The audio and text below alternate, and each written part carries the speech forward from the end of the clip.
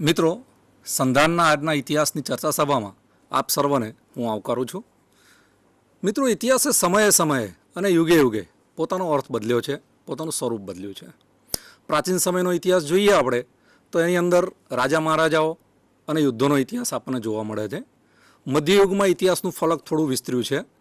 એની અંદર રાજા મહારાજાઓ, યુદ્ધો ઉપરાંત ધર્મ સંસ્થાઓ, અમીરો અને સામંતોનો પણ સમાવેશ થયેલો આપણને જોવા મળે છે. આધુનિક યુગની અંદર આપણે પ્રવેશીએ છીએ ત્યારે ઇતિહાસનું ફલક ઘણું મોટું વિસ્તરેલું આપણને દેખાય છે.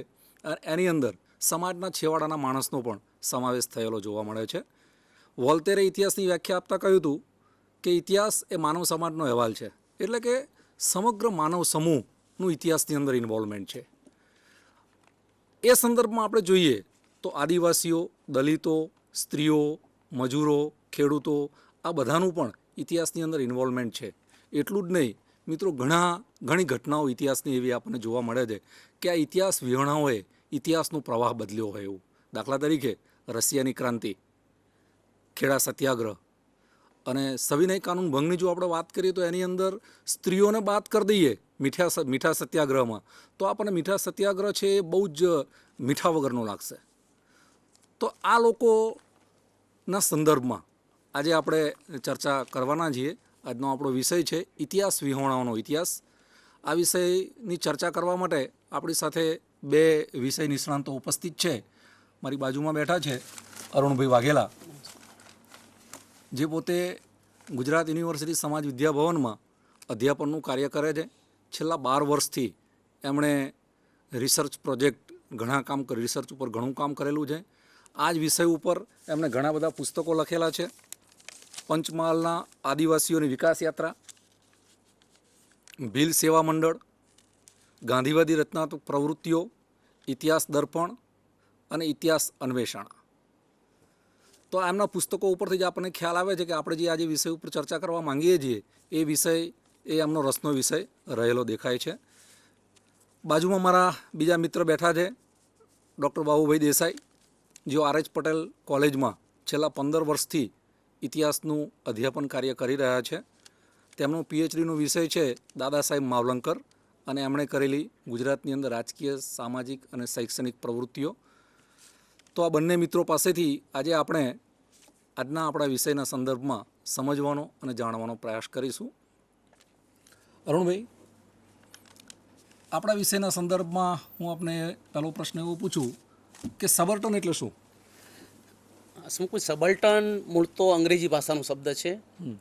17મી સદીમાં ઇંગ્લેન્ડનું જે લશ્કર હતું એ લશ્કરમાં નીચલી પાયરીના જે અધિકારીઓ હતા, જેના માટે ઇન્ફિરિયર રેન્જ એવો શબ્દ વપરાય છે, એ જે અધિકારીઓ હતા એના માટે સબલ્ટન શબ્દ વપરાય છે. અને સબલ્ટન શબ્દને પછી આન્ટોનિયો ગ્રામ્સી, એ બહુ જ મોટા એક માર્ક્સવાદી સમાજશાસ્ત્રી હતા, એ સમાજ વિજ્ઞાનમાં લાવ્યા. અને આન્ટોનિયો ગ્રામ્સીની જે સબલ્ટનની આખી વાત છે એ રણજીત ગુહા નામના એક ઇતિહાસકાર એ ઇતિહાસમાં લાવ્યા અને ત્યારથી સબલ્ટન શબ્દ એ પ્રચલિત બન્યો છે. બરાબર. સબલ્ટન ઇતિહાસ લેખન પદ્ધતિ એટલે શું? અગાઉ આપણે પરિચયમાં તમારી જે ભૂમિકા બાંધી, એ ભૂમિકામાં તમે કહ્યું કે ઇતિહાસ જે છે એ સ્ટેટિક છે. એક સમયે જે ઘટનાઓ બની હોય છે, પ્રસંગો જે બન્યા હોય છે, એ પ્રસંગોમાં આપણે કશો બદલાવ કરી શકતા નથી. એમ પણ જે રીતે વર્તમાન બદલાય છે, સમય બદલાય છે, સંજોગો બદલાય છે, એ રીતે ઇતિહાસ તરફ જોવા માટેની આપણી જે દ્રષ્ટિ છે એ દ્રષ્ટિ બદલાય છે. એમ આપણે હમણે વોલ્ટેરની વાત કરી. વોલ્ટેરે લગભગ ફ્રાન્સ ક્રાંતિ પહેલાં એમ કહ્યું કે મારે રાજા મહારાજાનો ઇતિહાસ નથી લખવો, મારે જે ઇતિહાસ લખવો છે તો માનવ સમાજનો ઇતિહાસ લખવો છે. તો આ માનવ એટલે કયો માનવ? એ માનવ એટલે માત્ર રાજા મહારાજા, માત્ર શ્રીમંતો, માત્ર ધનિકો કે માત્ર ધર્માચારીઓ? પણ એ સબલ્ટન જે છે એટલે સમાજના જે વંચિતો છે, જેમનો કોઈ ઇતિહાસ નથી, નીચેના આપણે ઇતિહાસને સામાન્ય રીતે ઉપરથી નીચે તરફ જોવા માટેનો પ્રયત્ન કરીએ છીએ. આ સબલ્ટનમાં ઇતિહાસને નીચેથી ઉપર તરફ જોવા માટેનો આખો પ્રયત્ન થાય છે. એટલે એ ઇતિહાસ લેખન પદ્ધતિ એક નવતર પદ્ધતિ છે. અને આધુનિક જે આખો આપણો સમય આવ્યો, આ વોલ્ટેર જેવા જે વિચારકો આવ્યા અને બીજી જે આખી આધુનિક જે પ્રવૃત્તિઓ થઈ, એ પ્રવૃત્તિઓમાં આ સબલ્ટન જે ક્લાસ છે એ ક્લાસનું સમાજના નિર્માણમાં, ઇતિહાસના નિર્માણમાં એમનું શું પ્રદાન છે, એ બધાની વાત આ સબલ્ટનમાં કરવામાં આવે છે. અરુણભાઈ, એક આશ્ચર્ય એ થાય છે કેમ આધુનિક સમયની અંદર જ આ જે ઇતિહાસ વિહોણાઓ છે એના ઉપર ઇતિહાસ લખવાનું અથવા તો એ લોકોનું ઇન્વોલ્વમેન્ટ છે એવો ખ્યાલ આવ્યો. પ્રાચીન સમય કે મધ્યયુગની અંદર આમના વિશે ઇતિહાસ લખાયો નથી, તો શું એવું કારણ હોઈ શકે કે એ સમયના જે ઇતિહાસકારો હતા એ દરબારી ઇતિહાસકારો હતા, કંઈક મેળવવા માટે, હોદ્દો મેળવવા કે ડરના કારણે કે એવા કોઈ કારણસર આ લોકો સુધી નહીં પહોંચી શક્યા હોય? બિલકુલ આપની વાત સાચી છે હસમુખભાઈ કે પ્રાચીન સમય જે હતો આપણો રાજા મહારાજાનો સમય હતો, વચ્ચેનો જે સમય છે એના પર ધર્મનો આખો એક પ્રભાવ રહ્યો.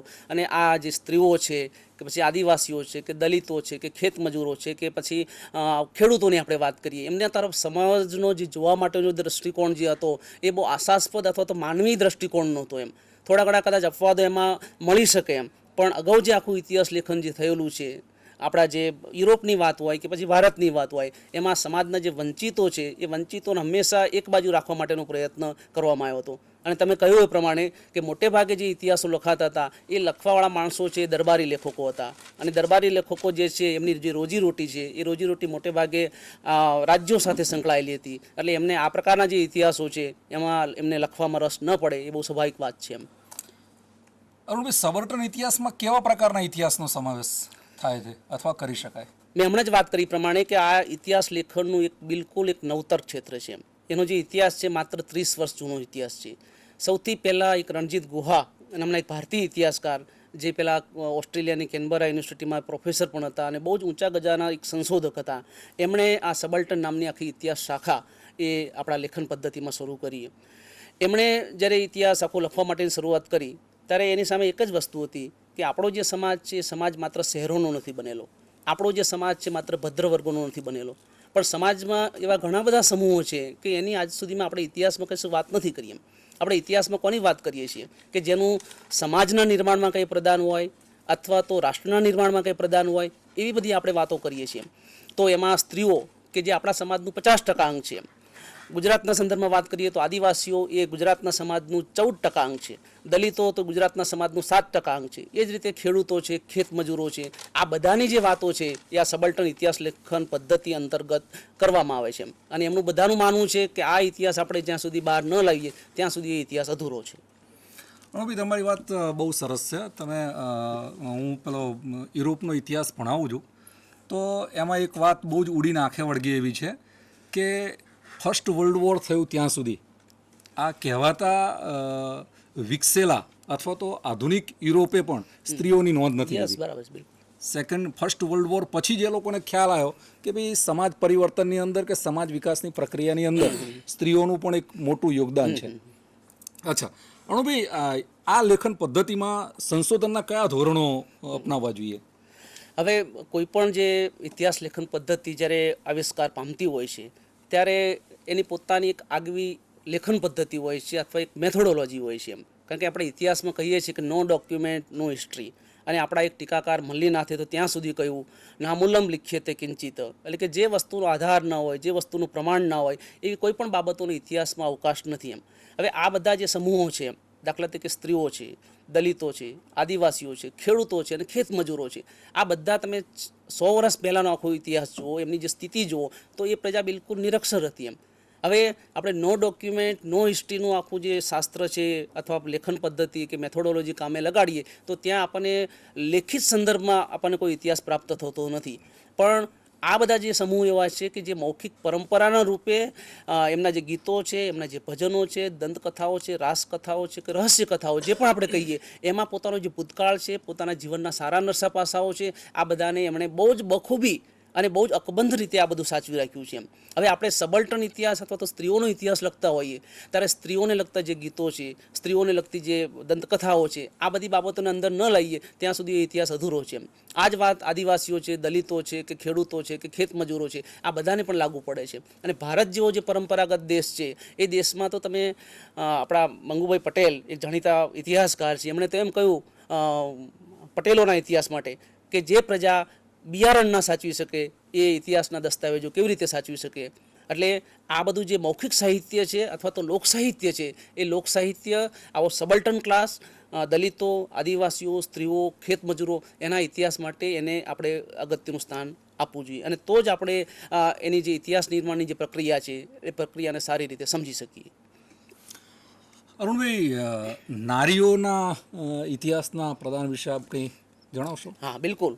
આપણે અગાઉ વાત કરી પ્રમાણે કે ભારતીય સમાજનું 50% અંગ અને આપણે ત્યાં તો પેલી અર્ધનારીશ્વરની આખી કલ્પના કરીએ છીએ, એમ પાર્વતીનું અડધું શરીર છે અને શંકરનું અડધું શરીર છે. એ રીતે સમાજની પણ આખી વાત છે કે 50% અંગ સ્ત્રીઓનું છે એમ. અને જ્યાં સુધી એમના પ્રદાનની આપણે વાત ન કરીએ ત્યાં સુધી એ ઇતિહાસ અધૂરો રહ્યો છે. અધૂરો એટલા માટે રહ્યો છે કે આપણે ત્યાં આ બધા જે માપદંડો છે ને એ આર્થિક પ્રવૃત્તિઓને કેન્દ્રમાં રાખીને બધું નક્કી કરવામાં આવે છે. પુરુષ કમાય છે, પુરુષ બહાર જાય છે, પુરુષ ખેતી કરે છે, પુરુષ ઉદ્યોગ કરે છે. એટલે એનું જે આખું મહત્ત્વ છે એ મહત્ત્વને આપણે ખાસ ઉજાગર કરીએ છીએ. પણ સુસુપ્ત લેવલે એક શાંત રીતે પેલી જે સ્ત્રી છે એ સ્ત્રી એનું ઘરનું કામ પણ ચલાવે છે, બાળકોના ઉછેર પણ કરે છે, સામાજિક જે વ્યવહારો પણ સાચવે છે. તો એ બધી જે વસ્તુ છે એ બિનઆર્થિક પ્રવૃત્તિઓ છે. અને બિનઆર્થિક પ્રવૃત્તિઓ હોવાથી આપણો જે સમાજ છે, આપણા જે ઇતિહાસકારો છે એ ઇતિહાસકારોએ એવા શાંત પ્રદાનની નોંધ નથી લીધી એમ. પણ છેક તમે વેદકાળથી જુઓ તો આ સ્ત્રીઓ જે છે, ઘર હોય કે સમાજ હોય, એની જે ધુરા છે એ ધુરાનું શાંતપણે કોઈ પણ દેકારા પડકારા વગર એને એ રીતે વહન કરતા આવ્યા છે એમ. હવે આ બધી જે પ્રદાન છે એ તો કૌટુંબિક લેવલની વાત થઈ એમ. પણ ખાસ કરીને આપણે પાછળ આવીએ છીએ તો મધ્યકાળ હોય કે આધુનિક કાળ હોય, એમાં ફ્રીડમ મુવમેન્ટનો આખો જે ગાંધીજીની વાત છે, હમણાં જ તમે જે વાત કરી કે મીઠા સત્યાગ્રહમાં જ્યાં સુધી સ્ત્રીઓની આપણે વાત ન કરીએ ત્યાં સુધી મીઠા વગરની વાત છે એમ. તો એ છે પ્રાચીન કાળમાં વૈદેહી, ગાર્ગી, મૈત્રેયી એવી સ્ત્રીઓથી લઈ અને અહીંયા કસ્તુરબા ગાંધી કે ત્યાં દક્ષિણ ગુજરાતમાં બેઠેલા દસરીબેન ચૌધરી, એ બધાની વાતો આપણે આ ઇતિહાસમાં ન કરીએ તો એ ઇતિહાસ અધૂરો છે એમ. દરેક ટૂંકમાં મારો કહેવાનો આશય એ છે કે ઇતિહાસના દરેક તબક્કે શાંતપણે ભારતીય જે સ્ત્રીઓ છે એ સ્ત્રીઓએ સમાજના નિર્માણમાં અને ઇતિહાસના નિર્માણમાં પોતાનું એક પ્રદાન આપ્યું છે.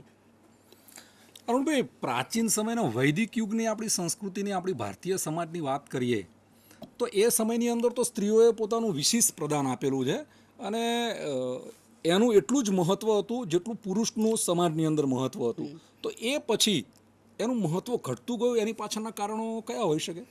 એ બધા જે કારણો છે એ તો વિવાદાસ્પદ કારણો છે. આપણે દાખલાઓ આપીએ છીએ કે એ સમયની જે સ્ત્રીઓ છે નાટકો પણ લખતી હતી, કવિતાઓ પણ લખતી હતી, સાથે સાથે રાજકારણમાં પણ ભાગ લેતી હતી એમ. તો પછી એવા કયા ઐતિહાસિક જે કાળક્રમો છે એ કાળક્રમો ઊભા થયા અને જેને કારણે અત્યાર સુધીમાં લાઇમલાઇટમાં રહેલી અથવા તો સમાજમાં મહત્ત્વપૂર્ણ સ્થાને રહેલી જે સ્ત્રીઓ છે એ સ્ત્રીઓ અંદર અડસલાતી ગઈ અને સાથે સાથે એમને લગતા અનેક પ્રકારના જે કુરિવાજો છે, સતી પ્રથા હોય કે બાળ લગ્ન છે કે દૂધ પીતીનો રિવાજ છે, આ બધું અસ્તિત્વમાં આવ્યું અને અત્યાર સુધીમાં મહત્ત્વનું સ્થાન પ્રાચીન કાળમાં ધરાવનારી જે સ્ત્રીઓ છે એ સાઇડ ટ્રેક થતી હતી. પણ આ એક સ્વતંત્ર સંશોધનનો વિષય છે. આપણે એવું ન કહી શકીએ કે અહીંયા પ્રાચીન કાળમાં મહત્ત્વનું સ્થાન ધરાવનારી જે સ્ત્રીઓ છે એ સ્ત્રીઓ મધ્યકાળમાં કે પછી આધુનિક કાળ આવે છે ત્યાં સુધી કેમ સમાજની મુખ્ય ધારામાં આપણને દેખાતી નથી. એટલે આ એક સ્વતંત્ર સંશોધનનો વિષય છે અને એક ક્ષેત્રના જે નિષ્ણાંતો છે એ નિષ્ણાંતો આના વિશે સારી રીતે પ્રકાશ પાડી શકે.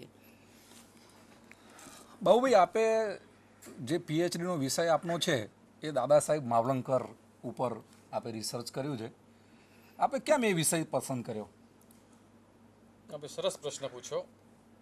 ગુજરાતની અંદર જ્યારે સ્વાતંત્ર્ય સંગ્રામના લડવૈયાઓનું જ્યારે નામ લેવાય છે ત્યારે આપણે જાણીએ છીએ કે આગળના વેઢે ગણાય તેવા મહાત્મા ગાંધીજી, સરદાર પટેલ, ઇન્દુલાલ યાજ્ઞિક, આ ઉપરાંત સમાજસેવકો ખાસ કરીને ઠક્કર બાપા, પરીક્ષિતલાલ, આ નાના બાળકથી માંડીને દરેકને મોટાભાગે ખ્યાલ આવતો હોય છે. પણ આ વિષય મારું પસંદ કરવાનું કારણ એ હતું સ્મુગુ સાહેબ કે મેં ગુજરાત કોલેજ ઉપર એમફિલ કર્યું હતું. આ મારા એમફિલના સંશોધન કાર્ય દરમિયાન ગુજરાત કોલેજના વિદ્યાર્થી તરીકે દાદા સાહેબ માવળંકર પણ ભણતા હતા. 1907ની લડતમાં પણ તેમણે ભાગ લીધો હતો. સુરતની અંદર જે જહાલ અને મવાલ પક્ષ બે ભાગલા પડી ગયા ત્યારે એ દ્રશ્ય એમણે નજરે નિહાળેલું.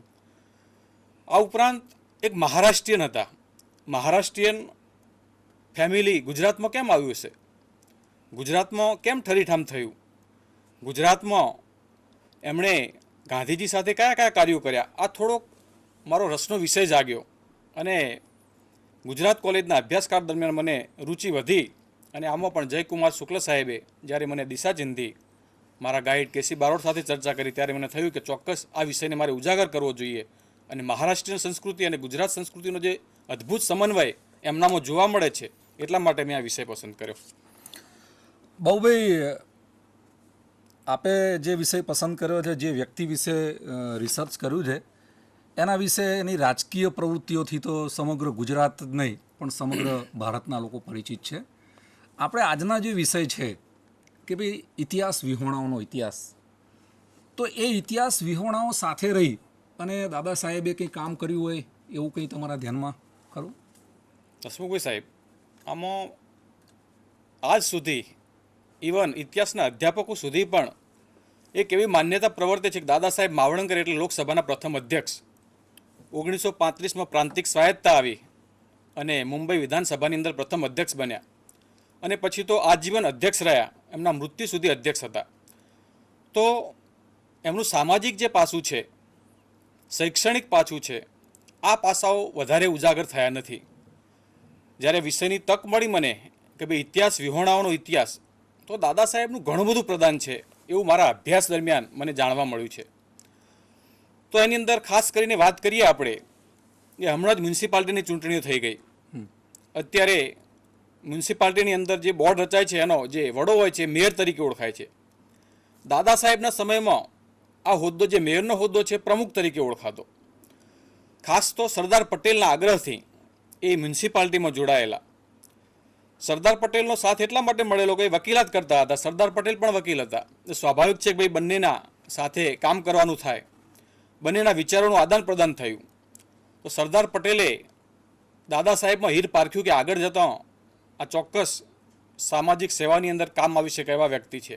એમના ગુણોથી પરિચિત થયા. મિત્રતાના દાવે જ્યારે વકીલાત સમયના સમયમાં જ્યારે ચા પીવા મળતા ત્યારે પણ અનેક વિષયોની ચર્ચા થતી. એટલે મ્યુનિસિપાલિટીની અંદર 1918ની અંદર એ ચૂંટાયા. મ્યુનિસિપાલિટીની અંદર ચૂંટાયા પછી અત્યારે આપણે મોટાભાગે જો કોઈની ટીકા